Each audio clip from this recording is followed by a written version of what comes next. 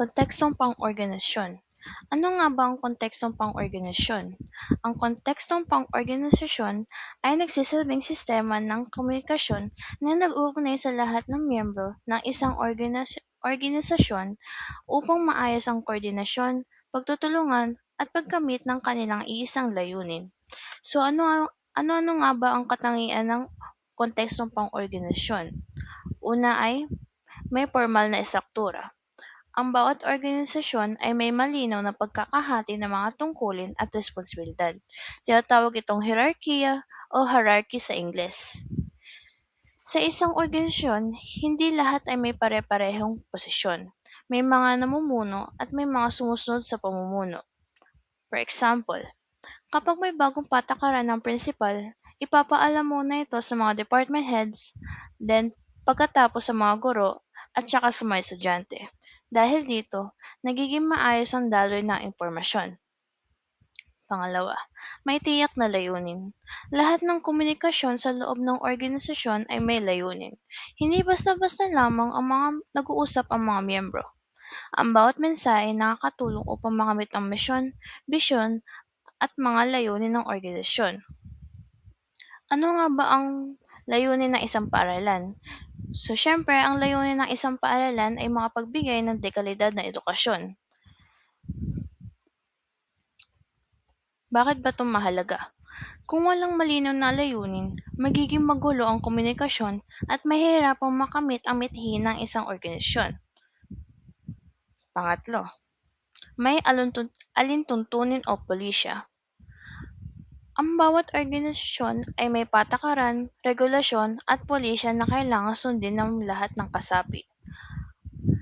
Ang mga ito ay nagsisilbing gabay upang maging maayos ang samahan. So, bakit nga ba ito mahalaga? So, syempre, kapag lahat ay sumusunod sa patakaran, nagiging maayos ang organisasyon, nababawasan ng problema, pantay na pagtrato sa bawat miyembro, at napapanatili ang disiplina. Pang-apat. So, meron tayong iba't ibang daluyan ng komunikasyon. Hindi iisa ang komunikasyon sa loob ng organisasyon. May tatlong pangunahing daluyan. Una ay top-down communication o pababang komunikasyon. Ito ay mula sa pinuno patungo sa miyembro. Katulad lang ng number 1 na yung may hierarchy na sinusunod ang pagdaloy ng impormasyon simula sa principal hanggang makapunta ang impormasyon sa estudyante. Pangalawa, bottom-up communication o pataas na komunikasyon. Ito naman ay mula sa miyembro patungo sa pinuno. So, bakit nga ba nagkakaroon ng pataas na komunikasyon? Ito ay kapag ang isang miyembro ay may concern or pagtatanong na mangyayari na ang pinuno lang ang nakakaalam o nakakasagot ng tanong na tinatanong ng isang miyembro. So, pangatlo, horizontal communication o pahayag na komunikasyon. Ito ay komunikasyon sa pagitan ng mga taong magkapareho ang antas o posisyon. So, bakit nga ba nagkakaroon ng ganitong komunikasyon? Para magkaroon ng koordinasyon, pagtutulungan, at pagpapalitan ng impormasyon na hindi naman kailangan formal or hindi man kailangan formal na pag-uusap. So, number 5, maaring formal o informal na komunikasyon. So, hindi lahat ng komunikasyon sa organisasyon ay formal.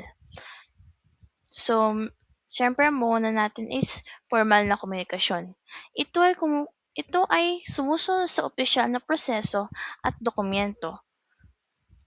So, halimbawa ng formal na komunikasyon ay memo, liham, ulat, meeting, tapos email. Okay. So, karaniwang ginagamit ito kapag mahalaga ang impormasyon na kailangan sabihin. So, dito naman tayo sa informal na komunikasyon.